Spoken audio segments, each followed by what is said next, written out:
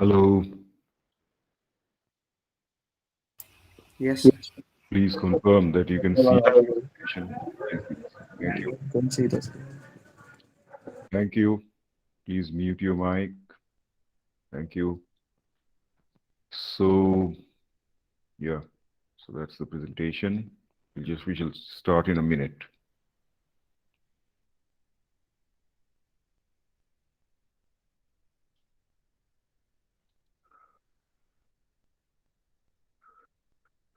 Okay, so I hope all of you are able to see the presentation and hear me clearly. If not, of course, you should immediately interrupt and inform me. So let us begin the discussion today.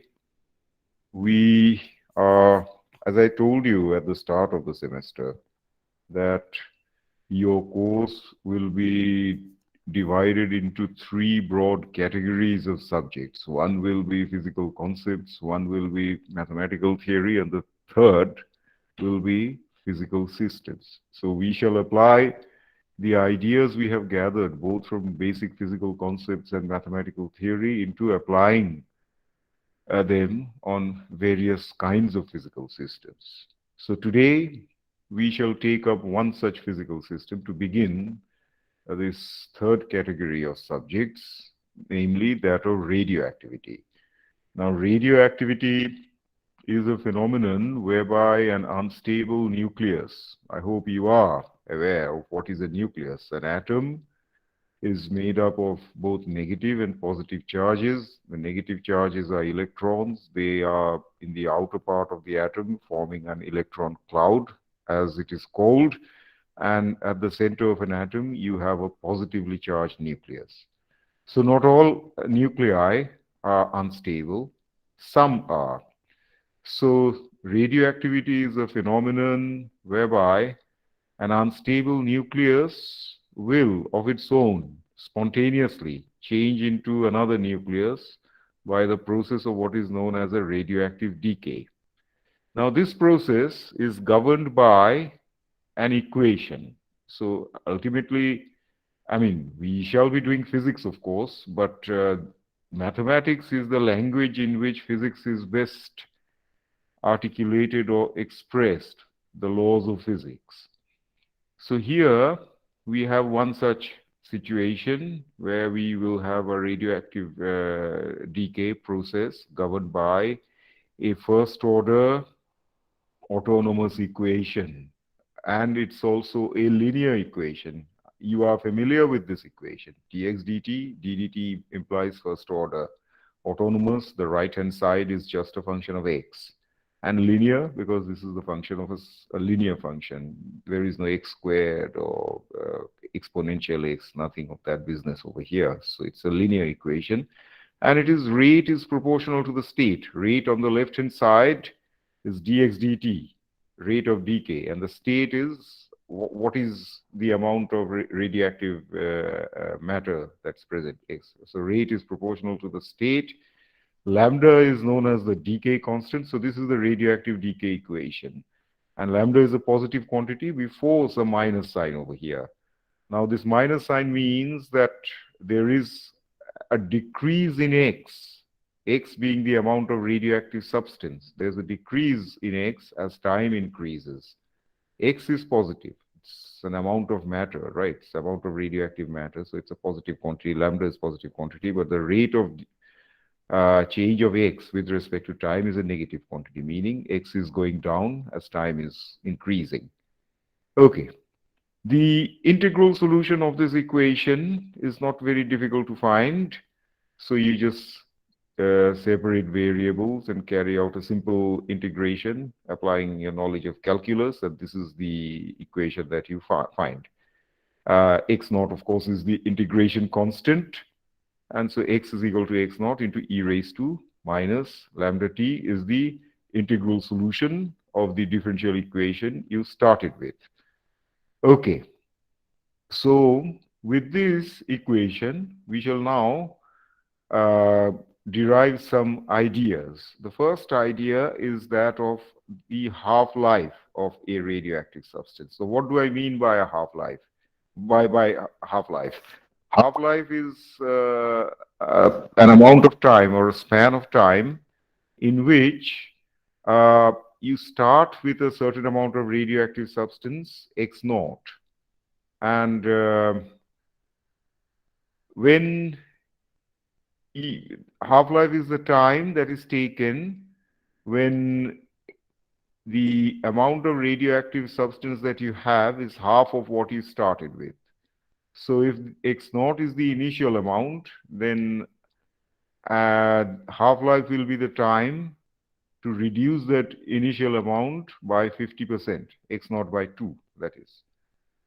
So from this equation, you can get the half-life. So first you take the log of this equation as it was over here, minus lambda t is equal to log x by x naught, and then you invert the x by x naught and write it as minus log x naught by x, and the two minuses cancel. And this is what you have. Lambda t is equal to log x naught by x. Okay. So when you have half-life, x is equal to x naught by 2. So it'll x naught by x naught by 2, the two x naughts cancel, and you'll just have log of 2. Okay. And the time corresponding to that is t subscript half. Lambda t subscript half is this thing. T half is equal to 1 by lambda log 2. And so t half log 2 is 0.693. So that is the half-life. Now, different radioactive substances have different durations of half-life. Uranium-238 is a radioactive substance. It has got a half-life of 4.5 billion years. 10 raised to 9 is 1 billion. So 4.5 billion years is the half-life of uranium-238. So you can see it takes a very long time to reduce to half of the amount with which it started. Meaning that the decay process of uranium-238, if it takes too long a time, meaning that the decay process is very slow. Radium-226 has got a half-life of 1600 years. Lead-210 has got a half-life of 22 years. Now, these numbers are significant because if you look at it, just look at this equation over here. You have, dimensionally speaking, x on both sides, right? And here on the left-hand side, you have t, time, as the dimension in the denominator, which means that immediately you will realize that lambda has got the dimension of inverse time. And so time and lambda will go inverse of each other, and together, when you take a product, it's a dimensionless number. So log of x naught, the log of this thing, log is a dimensionless quantity. So basically then 1 upon lambda sets a time scale for the problem. It's for this kind of a physical system. What is the time scale of a physical system? This sort of a physical system. Just find out what is the half-life. Log 2 by the decay constant that you have. As soon as you find that, then immediately you will know what the half-life is. And then suppose I ask you to numerically integrate this equation. In this, we are going back to some ideas of mathematical theory that we discussed. Suppose I ask you to numerically integrate this equation. Then, of course, let's say I'm asking you to integrate it by Euler's method. So what shall you write? Delta x is equal to minus lambda x delta t. And then xn plus 1 is equal to, delta x will be xn plus 1, subscript n plus 1 minus x subscript n is equal to minus lambda x subscript n delta t. Now the question is that what should be the time step, delta t? I may not give you the time step. You can apply your judgment.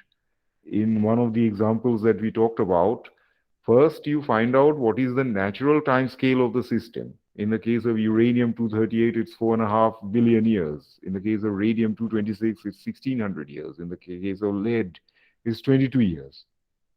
So the time step that you should take should be significantly less than the half-life. Let's say 1 upon 10, 1/10 of the half-life, meaning that if you are integrating this equation for uranium-238, don't take time steps of 1 second.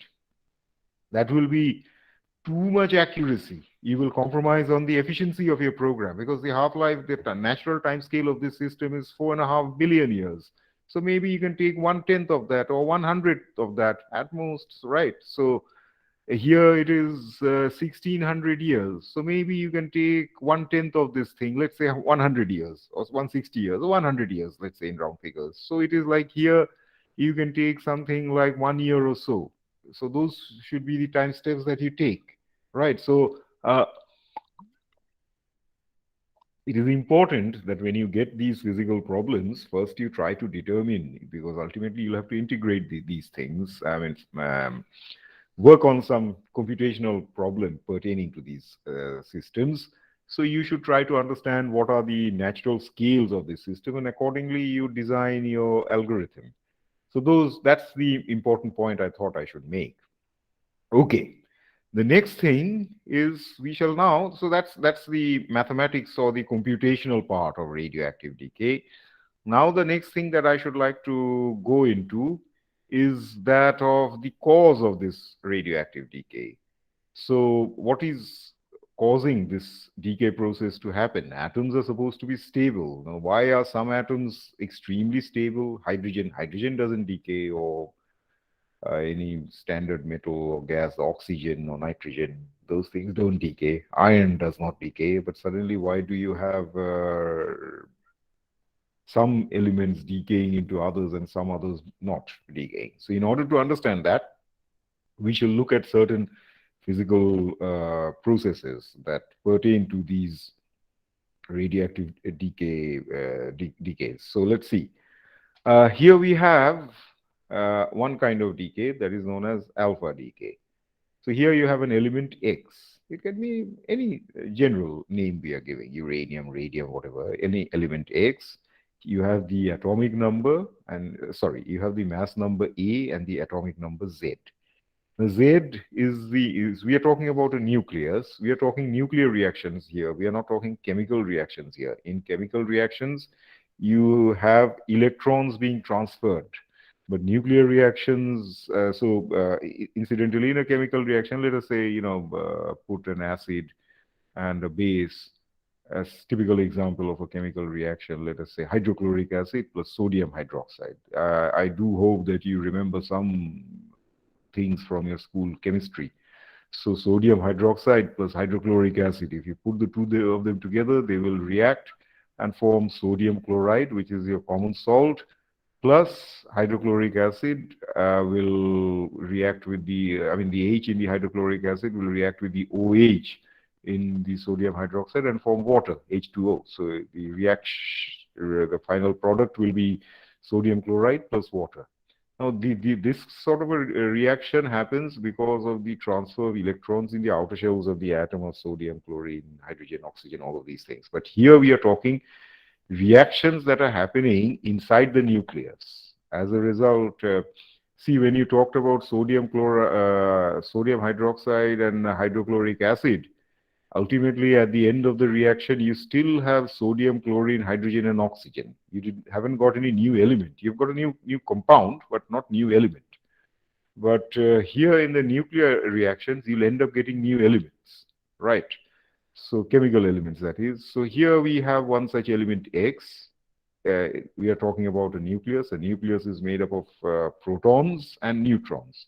So Z is the number of protons and A is the number of protons plus the number of neutrons. So that is what you have.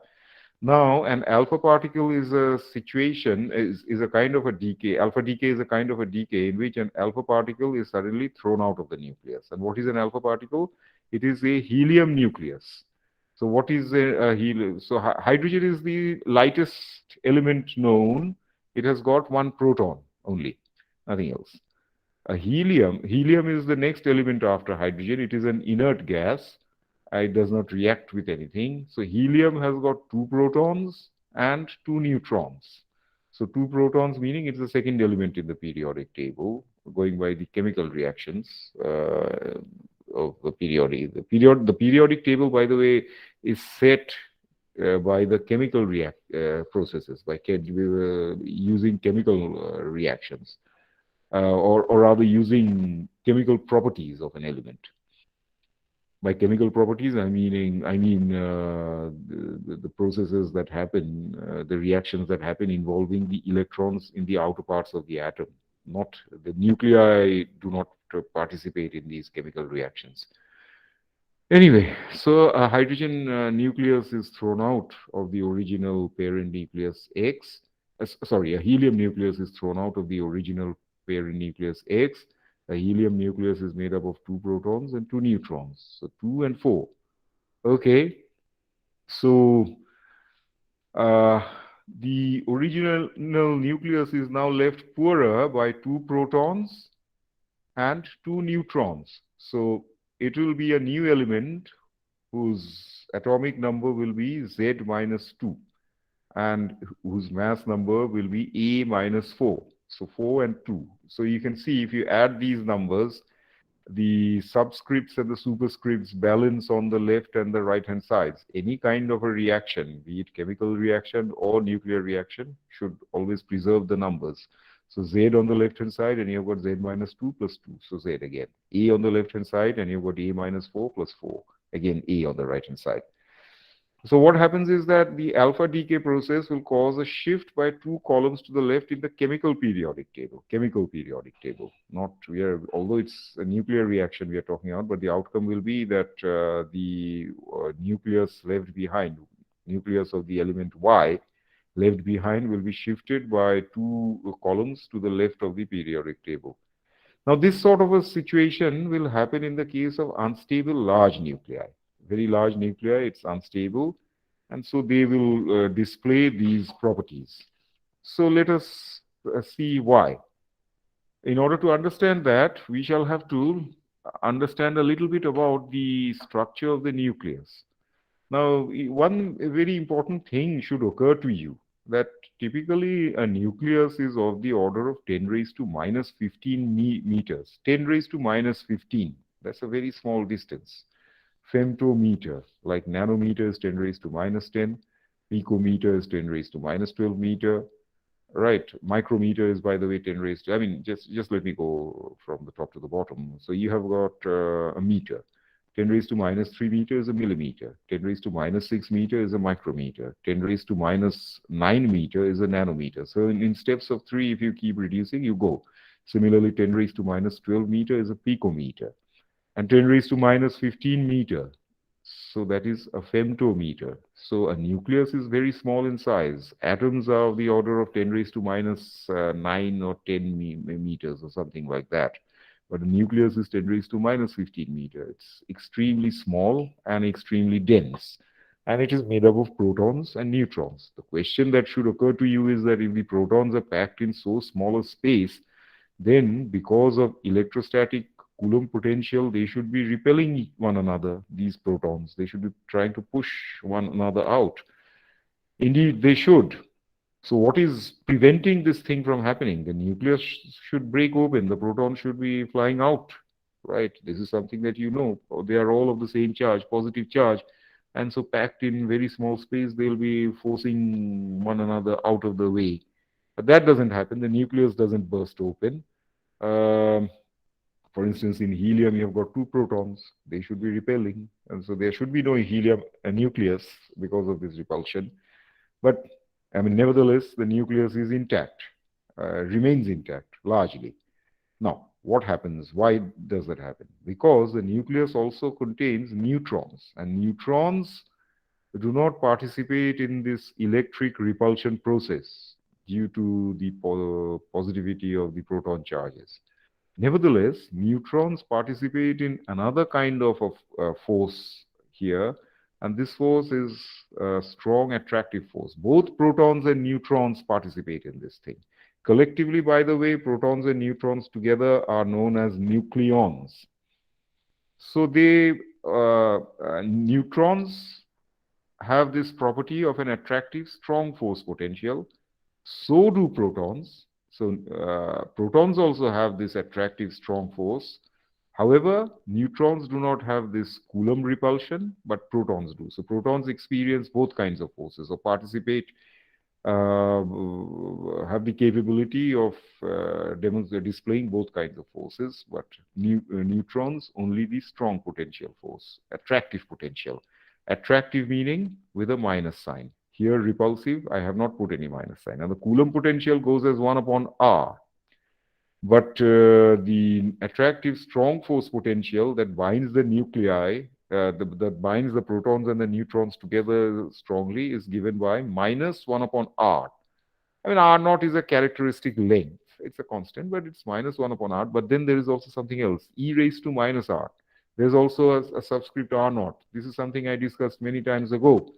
R by R naught is a dimensionless quantity. Anything raised to the power of E must be dimensionless. Anything that is the argument of the sine or the cosine or the logarithmic or the exponential function must be dimensional, a dimensionless quantity. So this potential is e raised to minus r by r naught. And so here you also have 1 upon r by r naught is just kind of a constant. Well, I'll come to that.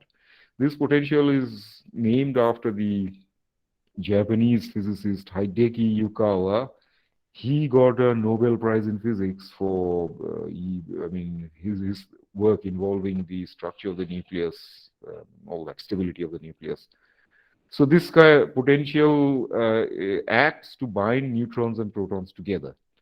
Now this R naught is important in another sense. In this potential function I've written here, R naught is a characteristic length of the nuclear dimensions. Here, you follow this discussion carefully now. If R is greater than R naught, right, meaning if the radius is greater than R naught, the strong attractive force will decay very rapidly. You can see that this is just 1 upon R and this is 1 upon R, or right, of course there's a minus sign, but then there's also e raised to minus the radial distance. So if R becomes very much greater than R naught, this e raised to minus this part will immediately become very small. And so if R is very much greater than R naught, the strong attractive force decays rapidly, and it decays much more than the Coulomb repulsion. You can see both of these two forces or potentials will decay for large values of R. When R becomes large, 1 by R will become small. So will you have it over here. 1 by R will become small, but then e raised to minus R will make this whole package even smaller, right? So as a result, the strong attractive force will decay much more rapidly than the Coulomb repulsion. So now this is an attractive force, whereas this is a repulsive force. So when you have got a large number of protons, you follow. Now you have the physical understanding of why alpha decay happens. When you have a large number of protons, immediately with a large number of protons, you will have a very strong Coulomb repulsion. So to keep such a nucleus intact, one would need to put in a disproportionately large number of neutrons so that a large number of neutrons will apply the strong attraction force. The protons will also have a strong attraction, but since they also have the repulsion, Coulomb repulsion, to offset this repulsive effect, you will need to put in a large number of neutrons. The neutrons will not have any repulsive effect, but they will have the attractive effect according to the Yukawa potential, just like the protons. So when you have a large proton number, then to overcome the resulting Coulomb repulsion of a large number of protons, you need to put in a large number of neutrons. But then putting in a large number of both protons and neutrons, the nucleus will also become large in size. Okay. And if it has become large in size, then it will become unstable. Why? Because if it has become large in size, the overall radius of the nucleus will be much greater than R naught. Right? It's a characteristic length scale of the nucleus. So if the radius of the nucleus is much bigger than R naught, this R naught pertains to the strong force, scale of the strong force. So if the radius of the nucleus becomes large, then in the outer parts of the nucleus, the strong force will not be very effective, but the repulsive force of the Coulomb will still be much more strong, much stronger than the attractive force in the outer reaches of the nucleus, in the periphery of the nucleus. As a result, little bits will start falling off from the nucleus. Those little bits are these helium nuclei, alpha particles. So that is what you have. So, but with this, the nucleus also becomes large in size, as I've written, and thus unstable, because the strong force does not have a very log effect. And so if the outer reaches of the nucleus is very weakly held because the strong force can't reach out very far, then the Coulomb repulsion effect over there will be more dominant, and little bits of the nuclei will start chipping off, and those little bits are alpha particles, and the resulting instability is known as an alpha decay. So small nuclei do not show this thing. This will be demonstrated by large nuclei. So that happens for large nuclei, and you can immediately see that these numbers, you see that it is 238, 226, 210. These are very large nuclei, very large atomic numbers compared to, let's say, hydrogen 1, helium 2, oxygen 16, nitrogen 14. So these are comparatively small atomic number, sorry, mass number. Atomic number, of course, is roughly half of that. So hydrogen has got 1, helium has got 2, oxygen has got 8, nitrogen has got 7, like that, half of roughly. But as you can see that if the number of atomic number increases for very large nuclei, then the mass number is less than half, because we need a larger, disproportionately larger number of protons. It just doesn't mean that, let's say, uranium has got an atomic number of 92, right? So 92 into 2 would be 184. So you would have thought that since there are 92 protons, you should also put 92 neutrons. But no, the 92 neutrons will not be effective in maintaining the nucleus. So you have to put a larger number of neutrons. So that 238 is the result. Otherwise, just going on a 1:1 ratio, the mass number of uranium should have been 184, but it's much, 238 is much greater than 184. That's why I've written disproportionately large number of neutrons is needed. Anyway, so that is alpha decay. What about beta decay? So remember that alpha decay occurs usually for very large nuclei. Okay. Beta decay. Let us look at, there's another kind of decay that is known as beta decay. Here you start with an element X whose atomic number is Z and mass number is E. Now something happens inside the nucleus whereby a nucleus is made up of neutrons and protons.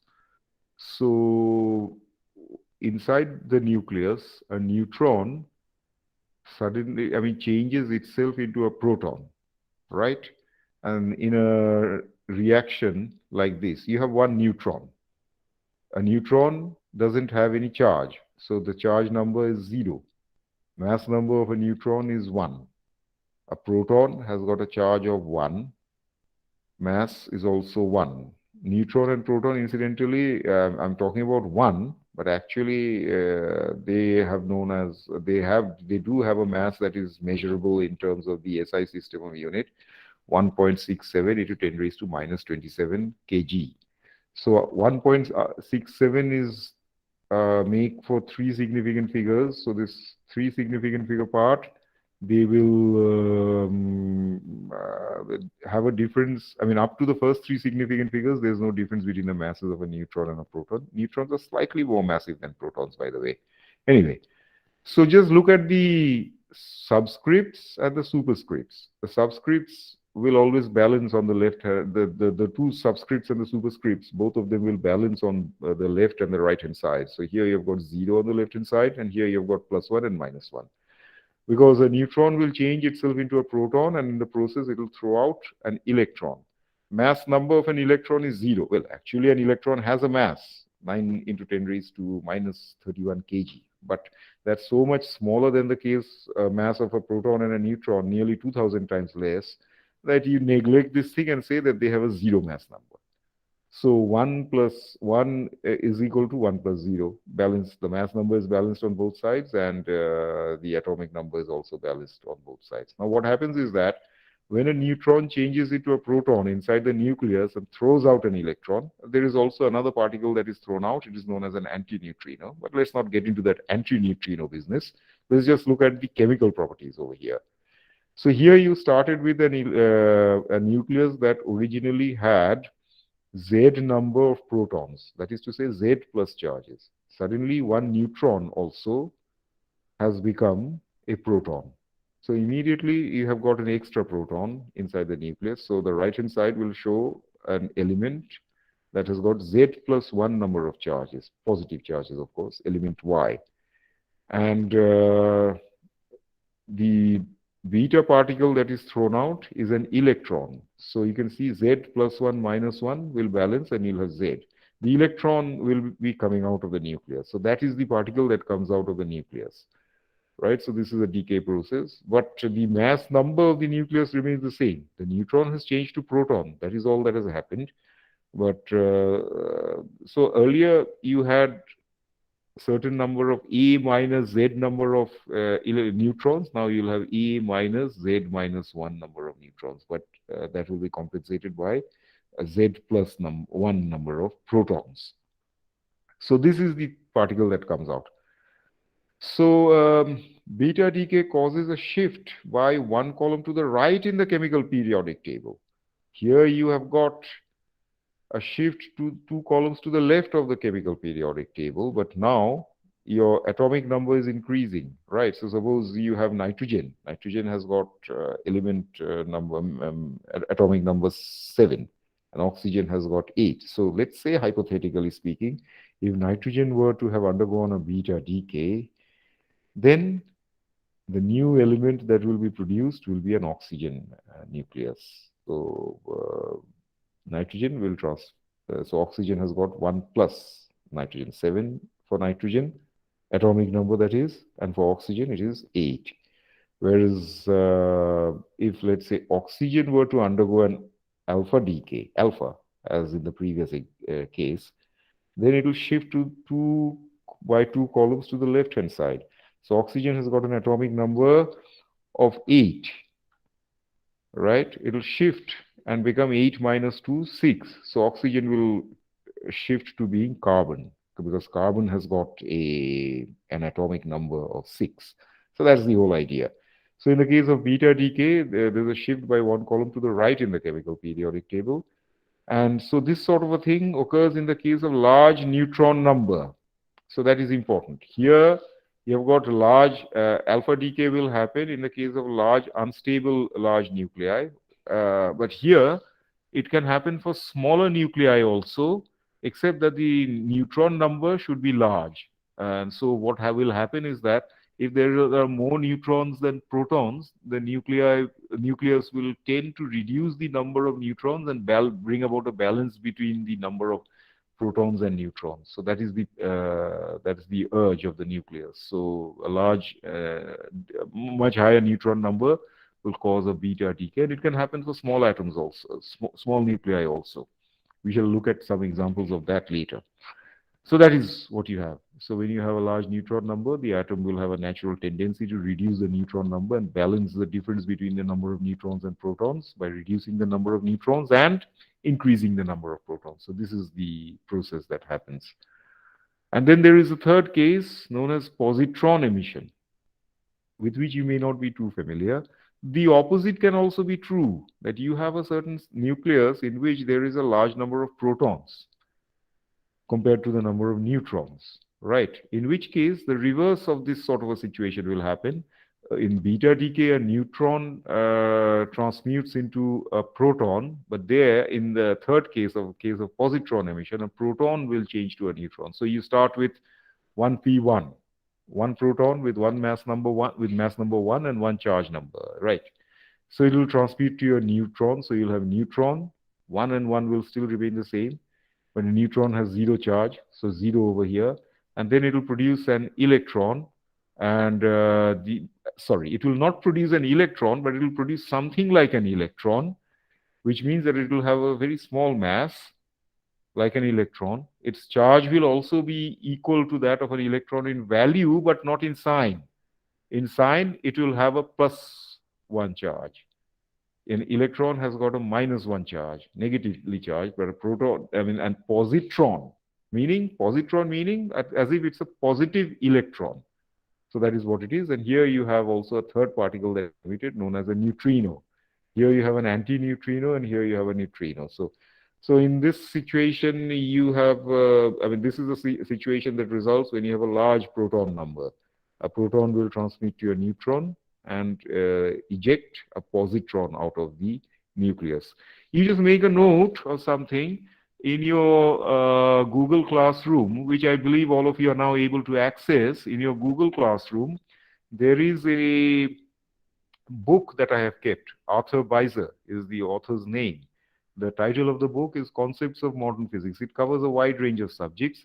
So in chapter 12, there's a figure 12.3. Figure 12.3. In figure 12.3, you will see a nice diagrammatic discussion of all these things that I have talked about. There are a few other things also, but I thought that, okay, I mean, I just stuck to the basic things that with which you are familiar from your school knowledge.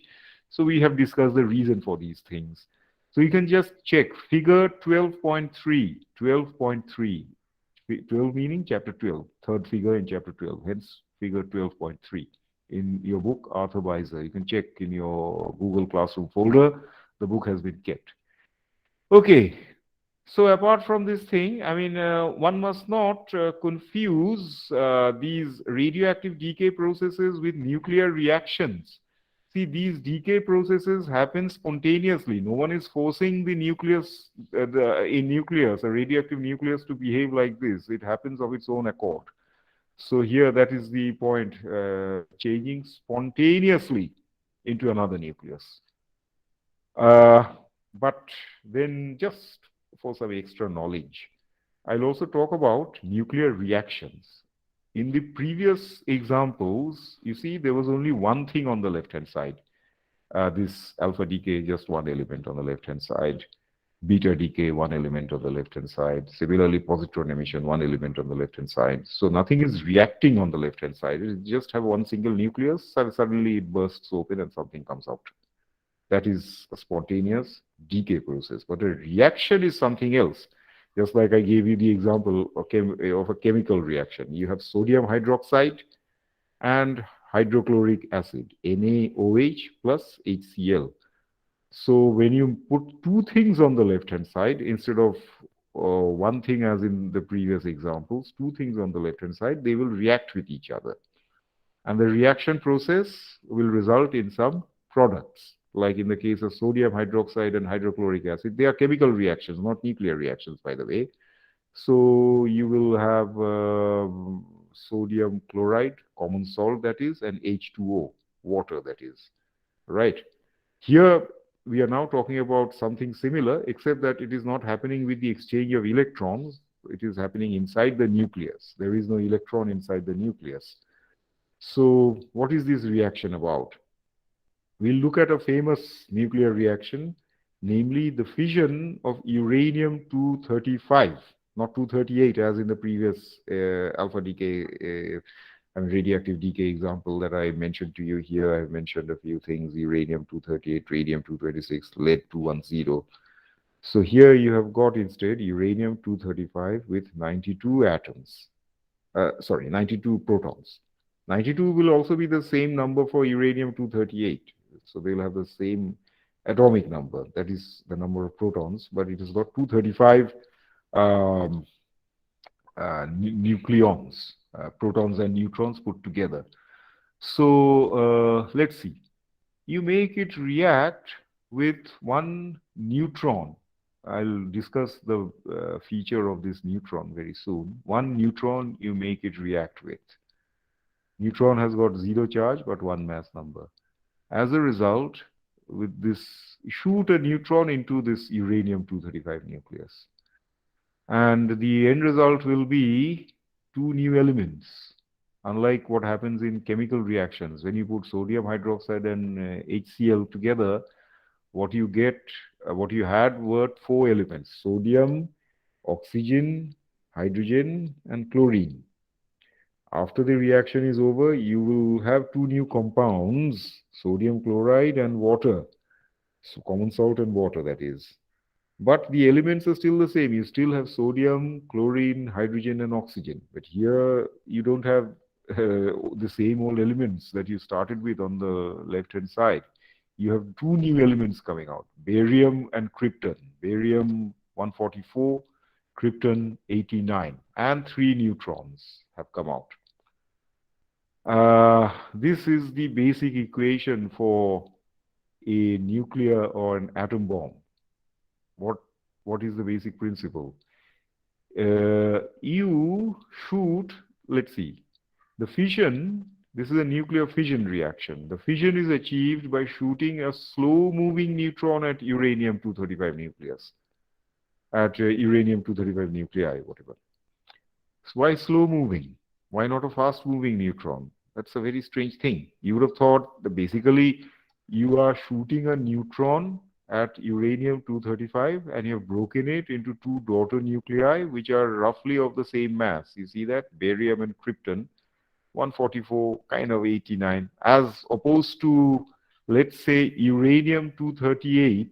If it decays into a new element, alpha decay, this decay process will result in a daughter nucleus which will be nearly of the same mass as the original parent nucleus. 238 minus 4 will just be 234, whereas this thing will be just 4. So very large imbalance between the two daughter particles, one with the mass number 4 and the other with the mass number 234.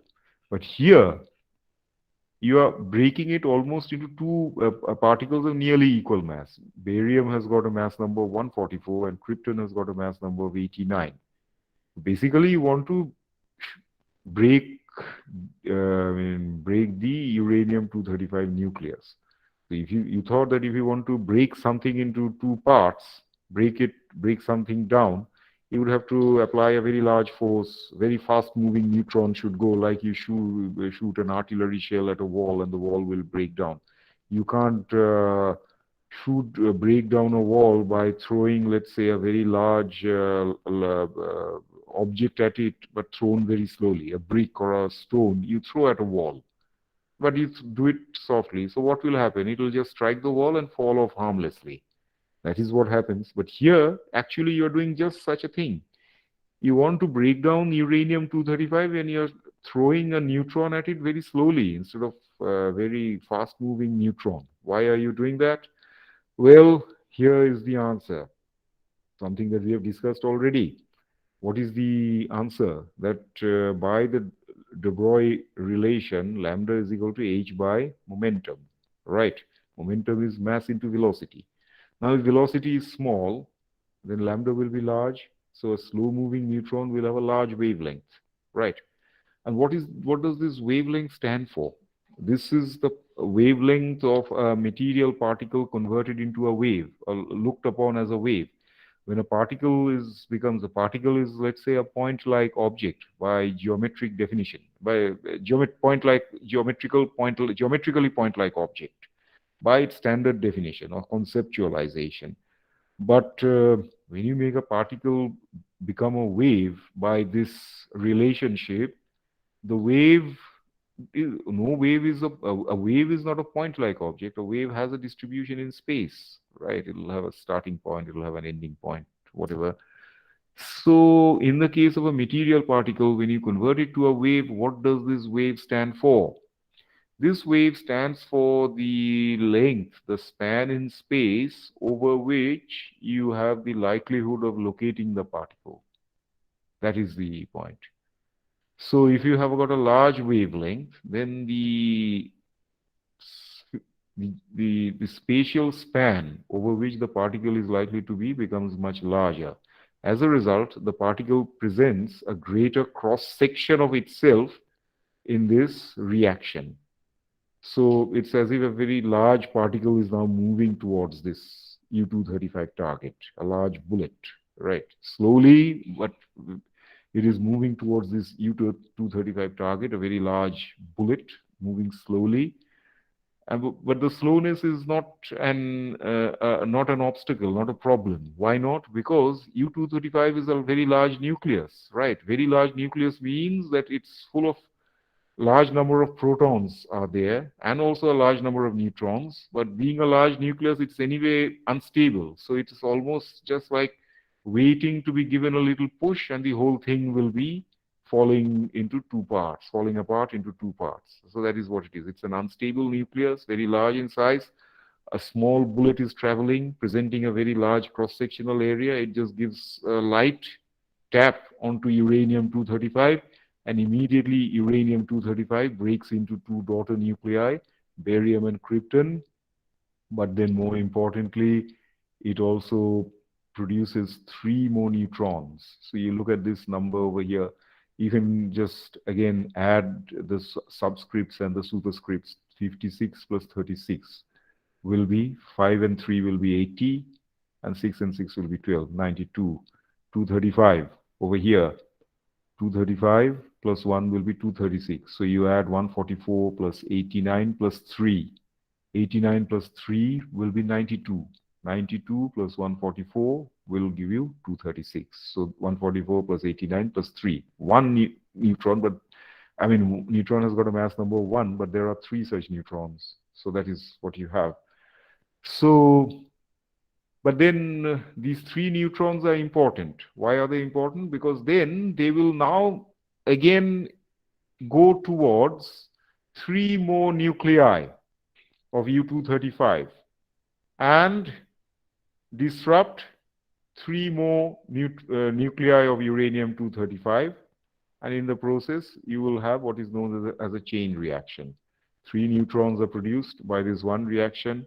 That will produce these 3 neutrons will strike 3 further nuclei. They themselves will produce all over 9 neutrons, and like that it will keep going forward in a chain reaction.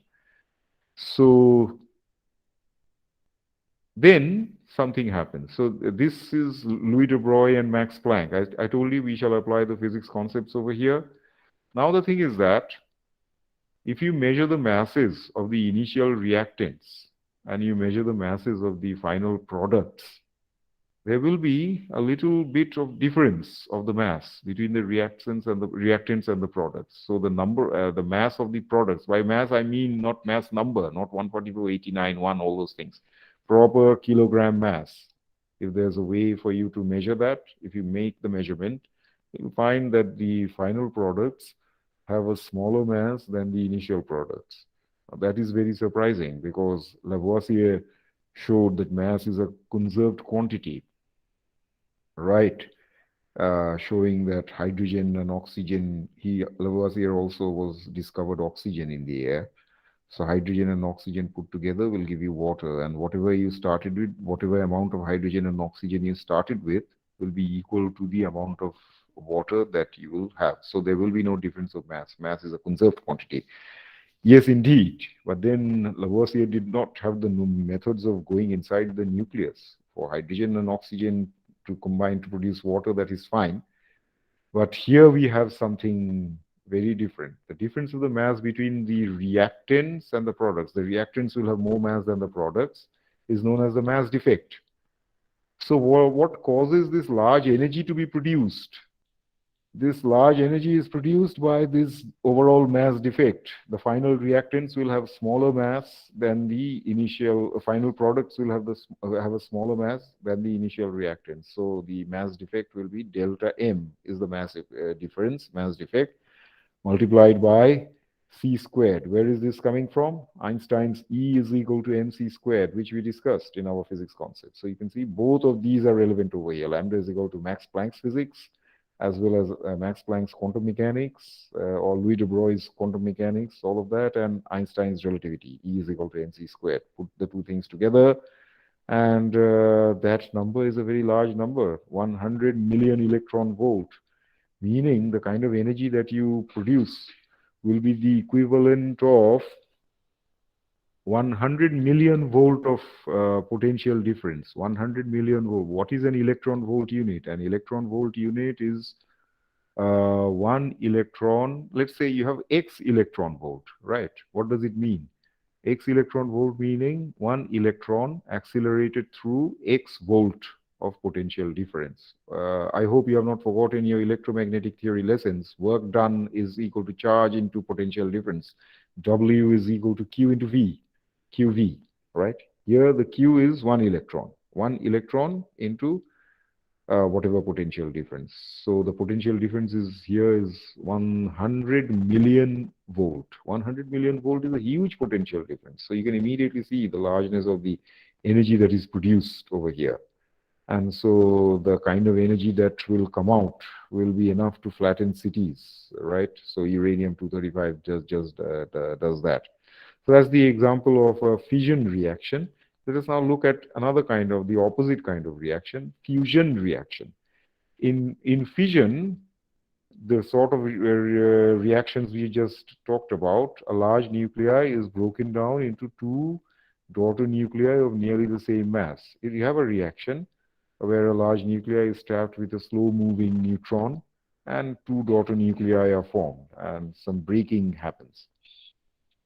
Uh, so, fusion is the opposite of that. Instead of breaking down a large nucleus into two smaller nuclei, you have got two smaller nuclei, two small nuclei coming together to fuse to form a large nuclei. Fuse meaning join together, right? So to form a large nuclei. So energy, this process is also energy efficient. So energy is extracted out of the fusion, out of this fusion process. Now, where is the natural place for these things to happen? The natural place for these things to happen is inside of the stars. In a star, what is a star? Like, let us say our in our solar system, our home star is the sun. The sun is a star. What happens inside the star? Inside the star, inside the sun, let's say. Uh, a star is made up of mostly of hydrogen. These, it's a very large number of hydrogen atoms that you have, hydrogen nuclei that you have. Now, if it has got such a massive amount of hydrogen, what will happen is that it will start collapsing under its own weight. For instance, right now you are held together on the surface of the Earth by the Earth's gravity, right? So if you jump up, you will fall down. So you will be collapsing. But the collapse that you will suffer is not because of your own weight, but due to the gravity of the earth. Although, very loosely speaking, we say for obese persons that so and so is now collapsing under his own weight or her own weight, whatever. So here we are talking about something similar. In the case of a star, it has got so much matter that it starts exerting gravity upon itself. This is known as self-gravity. And in a self-gravitational state, the matter starts collapsing under its own weight. And as the star system becomes smaller and smaller in size, because of the collapse, the volume of the star is decreasing. And because the volume is decreasing, this is a gas after all, pressure and temperature inside will start rising. Right? The simple gas law. And if the pressure and the temperature start rising, at one point it will become so hot that all the hydrogen atoms will break apart. Atoms will break apart and become hydrogen nucleus, protons that is, and electrons. You will form a plasma. Incidentally, here in Gandhinagar itself, there's the Institute for Plasma Research, where such things are simulated in laboratories, creating of plasmas. So you will have the formation of positively charged protons and negatively charged electrons to form a plasma.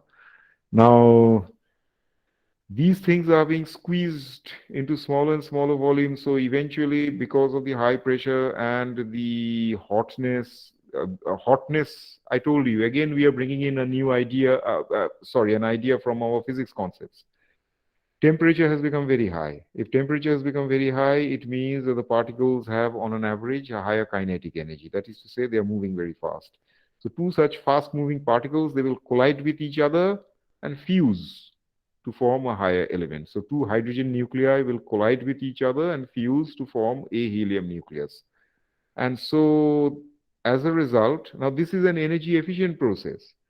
So this energy efficient process will result in the release of some energy. Okay? And so this process keeps naturally going on to higher and higher elements. So hydrogen will form to helium, and then there will be a formation of elements like carbon, nitrogen, oxygen, all of these things. These are formed naturally inside stars.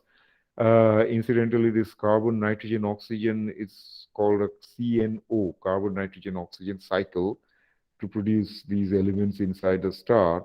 This is a work for which the German physicist Hans Bethe got a Nobel Prize in Physics, showing how these things happen. So this is an energy efficient process, fusion. But this will go on till the fusion of iron. Beyond iron, elements can the energy efficient process. The fusion process is no longer energy efficient. What do I mean by that? That when you fuse elements, fusion is energetically favored when energy is given out of the reaction, right? I hope you're aware of the fact that every system tends to be in a state of lower energy. If you jump up, you will come back to the earth. Why? Because you as a system will tend to be at a lower potential, lower energy state. On the surface of the earth, you have lower energy as compared to jumping up in air. So that is what it is. So fusion reactions give out energy. As a result, the nuclei so formed are stable and remain stable intact like that. But this process will give out energy only up to the formation of iron, Fe. Iron has got an atomic number of 26, if I remember all right, Fe. So starting with hydrogen, which has got an atomic number of 1, you can fuse all the way up to iron. Beyond iron, fusion is no longer energy efficient, meaning that you have to supply energy to fuse. You will not get energy out. You have to supply energy to fuse. So then the very simple question is that how do elements form beyond iron? If it is energetically not favored in nature, someone would have had to supply this energy. And who supplied the energy to fuse these things, to form elements higher than iron? And of course, you can see these elements are much higher than mass number. And iron has got an atomic number of 26 and a mass number of 52 or something like that, 52 or 53. There are two isotopes of iron, ferrous and ferric. So that is what it is. But here we have got the formation of elements with much higher mass numbers. How have they been fused? So the answer lies again in the stars, but in a very different kind of a phenomenon. Elements beyond. So now I hope you realize why smaller elements, starting with hydrogen all the way up to iron, they don't undergo radioactive decay because they are energetically very stable. So they are in the lower energy state, whereas larger atoms like uranium, they are energetically unstable. The protons and the neutrons are there, but loosely packed in the atoms, and the protons are trying very much to go out of the atom. So it's just unstable, just like a pencil that you have made to stand on its tip, right? Although it's standing straight, but it's very unstable. A little breeze or something, it will fall down. So the higher elements are like that. So the question is that if they're unstable and if they require energy to be fused, who is supplying this thing? Why would they get formed in the first place? So here's the answer. Elements beyond iron are fused under extreme conditions of a supernova burst. What is that? You see, a star is like a nuclear reactor. It is fusing elements. The insides of stars are more dense than the outside of a star.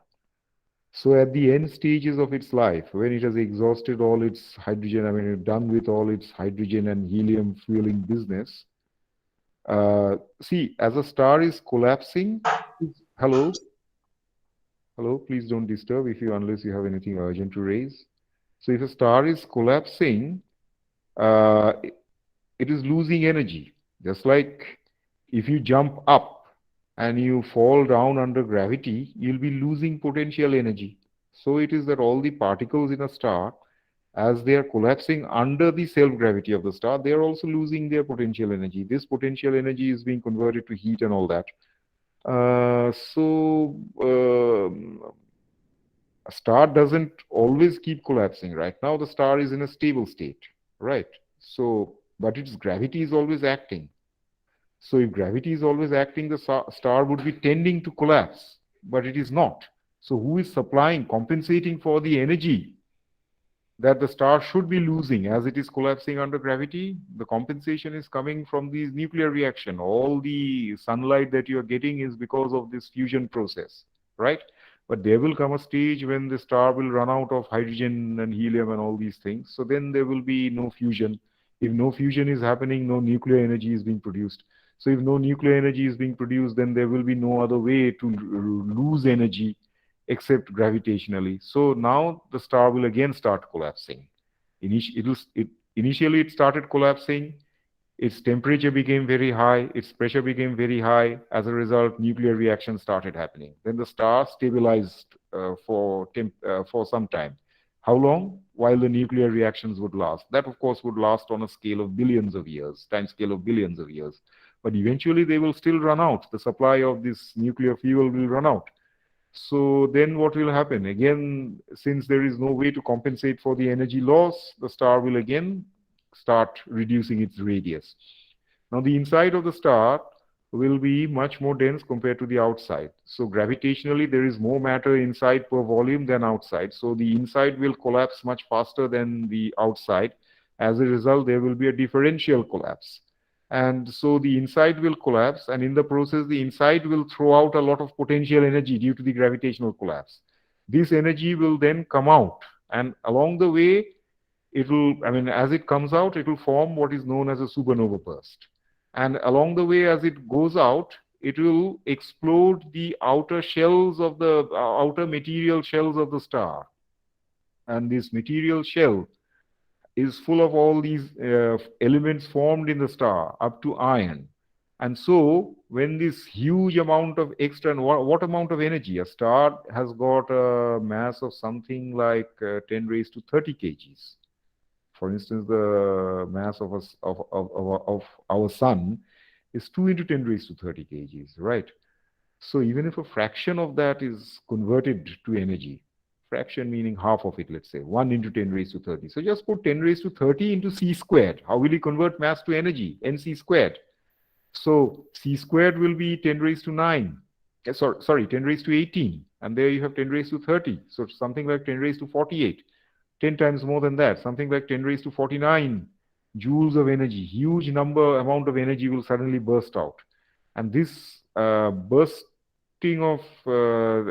bursting forth of the energy produced due to the inner collapse will, as it goes out, fuse all the elements up to iron into higher elements. So that's the source of the extra energy that is needed to fuse elements beyond iron. And it happens very rapidly. So this whole process will happen on a time scale of about a minute or so. So basically, when a star dies, final stages of a star is a spectacular firework. So 10 raised to 49 joules or so joules coming out on a time scale of 100 seconds. A minute is 60 seconds. So just 1 or 2 minutes in that small time scale, this whole process will happen. It's such a violent reaction. So much energy comes out. You can imagine what the power will be. Power is energy per time. So 10 raised to 49 by 100 seconds. So that will be about 10 raised to 47 watts. So that much power will come out, and it will light up almost the entire galaxy, wherever that star is located. And that sort of a thing, as this huge amount of electromagnetic radiation comes out, very fast moving. They are all traveling at the speed of light, of course, the radiation that comes out.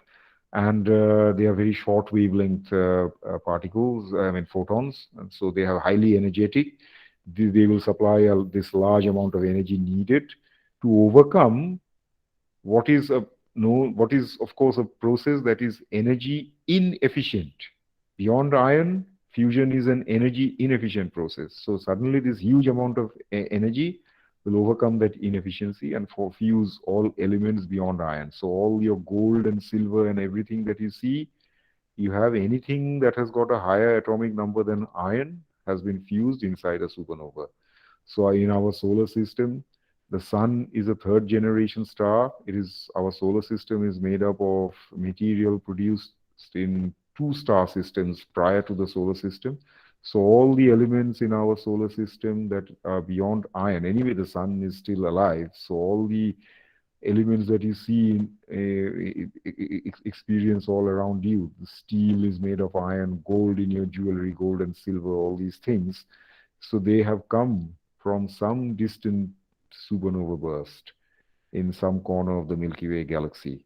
And then they have come over here, gathered together by some accidental process, statistical. These processes are highly statistical. Again, they have gathered together a large amount of matter and started collapsing and formed a star system, namely our solar system. So elements beyond iron are fused under extreme conditions of a supernova burst. So this much for general knowledge. Anyway, so let us now move on to discussing uh, certain examples that will be relevant for us, namely that of radiometric dating, radiocarbon dating. Here you have radiocarbon. What is radiocarbon? I told you just a while ago that carbon has got an atomic number of 6 and a mass number of 12. Don't forget that. Atomic number of 6 and a mass number of 12. But radiocarbon has got the same atomic number, all right, but its mass number will be 14, more than what it should be. And so now you can see it's a small nucleus, not a large nucleus like uranium or radium or those things, but it's got a higher number of neutrons. And what did I tell you about higher number of neutrons? Large number of neutrons, so it'll undergo a beta decay process. So let us see where it all happens. So how are radiocarbon nuclei formed? That is the important question we should take up now. So they are formed because of cosmic rays. Just a while ago, I told you what is a supernova burst. Cosmic rays are protons mostly produced in a supernova burst, and these protons are traveling almost at the speed of light and traveling through the galaxy. So all the cosmic rays that we see, that come to the Earth, have originated from some supernova burst at some far corner of the galaxy. The explosion is so violent that for millions and millions of kilometers, billions of kilometers, so light years and light years, thousands of light years away, they will still travel at nearly the speed of light. Right? So whenever you carry out an explosion, you see things burst out, right, and travel at a very fast speed. But eventually, the particles will slow down. But these cosmic rays have been produced under such extreme conditions. The explosion that produces a cosmic ray produces cosmic rays are so extreme that even after having traveled for thousands of light years, they still don't slow down. So they travel nearly at the speed of light and enter the Earth's atmosphere. Now, the Earth has got the atmosphere of the Earth is mostly made up of nitrogen, nearly 80% nitrogen and nearly 20% oxygen. I'm saying nearly because there's a little bit of difference also. That difference is made up of things like carbon dioxide and all these methane and the noble gases, all these things. So whatever it is, so they come to the Earth's atmosphere, arrive at the Earth and enter the Earth's atmosphere, and collide with the nuclei of atoms to produce neutrons. So what nuclei are they most likely to collide? Nitrogen, because nitrogen is the most dominant element in the Earth's atmosphere, nearly 80%. So the neutrons react with nitrogen 14. This is normal. Seven atoms and 14, 7 atoms and 7 neutrons, 14 overall, protons plus neutrons. Sorry, 7 protons and 14 and 7 neutrons. So 7 atomic number and 14 mass number. This is normal nitrogen. Now a neutron will react with normal nitrogen, standard nitrogen, and this will be the outcome. A neutron will this thing. Sorry, I think I made a mistake in what I've written over here. So collide with the nuclei of atoms to produce neutrons. Well, whatever. Actually, the reaction is the other way around, as I have written over here. Anyway, I'll correct this thing. Collide with the nuclei atoms. Anyway, so the whole idea is that they collide with the particles in the upper atmosphere, neutrons and protons, whatever they come as a part of the cosmic ray shower, and produce radioactive radiocarbon. So you can see the top superscripts 14 plus 1, 14 plus 1, 7 plus 0, 6 plus 1. So this thing is producing, this reaction ends up producing carbon 14 nuclei. This is a radioactive carbon. Now this radioactive carbon is important for us. Why? Because it undergoes a nuclear reaction And what sort of a nuclear reaction? There is now a higher number of neutrons. So the thing will tend to get back to a balance between neutrons and protons as it was earlier. So 14 carbon 6 will undergo a beta decay to produce nitrogen once again and a beta particle, which is an electron. Now, this process happens on a time scale of 5,600 years. Half-life of this thing is 5,600 years, right? Now, carbon is a part of our life cycle. All of life form is dominantly carbon. Plants are made of carbon, animals are made of carbon. You can see that very well for yourselves that whenever you burn any organic matter, cloth, plant, animal bodies, tissues, whatever it is, they will turn black, meaning it will form charcoal or soot or those things. That's a signature of the presence of carbon. So most of life is carbon based, right? So this carbon will be ingested in plants during photosynthesis. So I hope you are aware of the photosynthetic process whereby uh, plants take in carbon dioxide from the Earth's atmosphere and convert it into water and oxygen using sunlight. It's a very important thing without which the Earth would not have produced so much oxygen, right? So the gas that we breathe. So photosynthesis is the process whereby carbon dioxide is needed. Now, the radiocarbon will react with oxygen in the Earth's atmosphere and produce carbon dioxide. Now that will be drawn into plants to produce in a photosynthetic process and enter wood.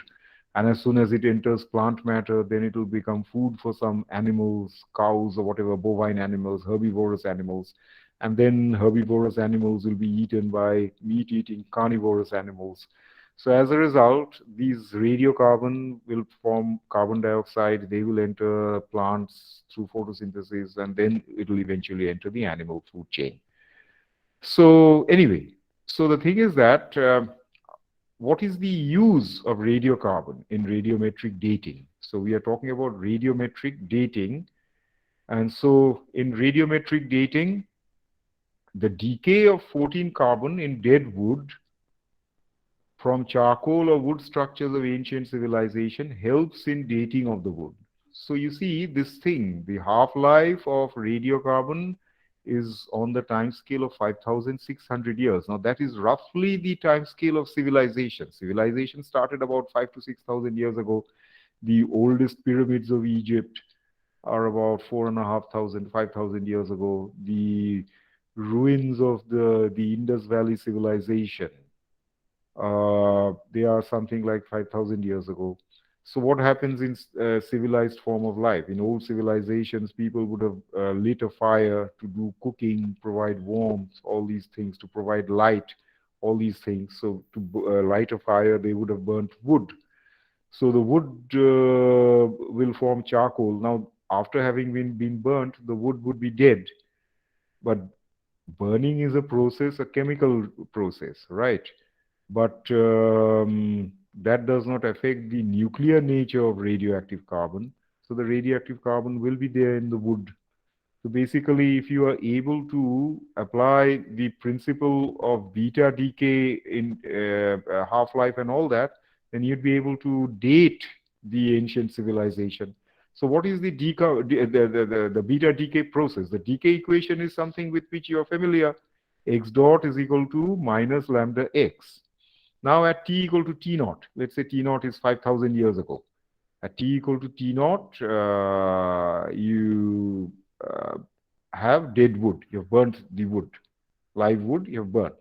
So now the wood is no longer undergoing, after having been burnt, it has become dead. It is no longer undergoing any chemical reaction with water, carbon dioxide, etc. But its nuclear properties are still the same. Carbon is still the same inside.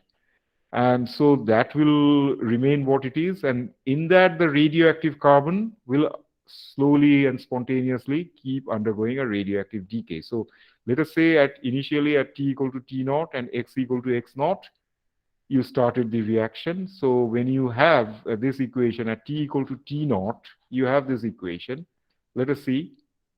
at t equal to t naught, x is equal to x naught, right?